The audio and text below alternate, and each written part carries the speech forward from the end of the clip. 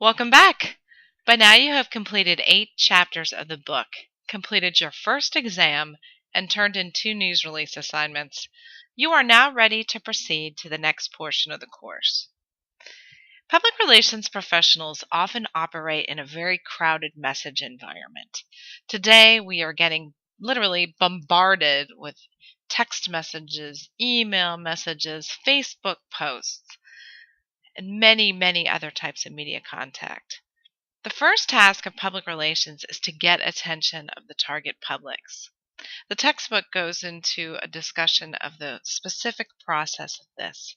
It talks about getting the attention of the public, stimulating their interest in the message content, building a desire to act on the message, and then directing that action.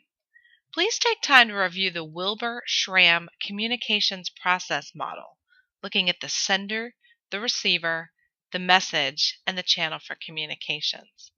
Public relations is a two-way flow of communications between the sender and the receiver. Savvy public relations professionals communicate with key publics and don't seek to transmit messages to, quote, the general public.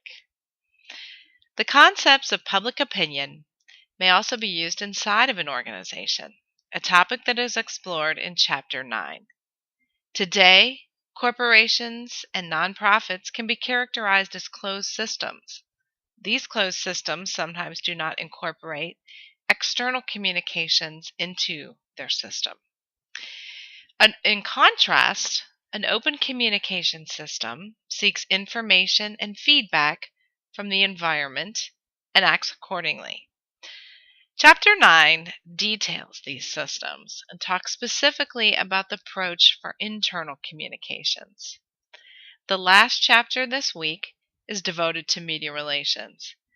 Now, I will say that sometimes the reputation for media relations inside of public relations has eclipsed the entire industry, and people think that public relations is simply publicity or media relations, when in fact it is one very granular and specific tactical approach, if you will, of public relations, albeit it is a very important one. In utilizing media relations, public relations professionals attempt to incorporate content from their client or their corporation into the news media. And in doing so, they sacrifice control.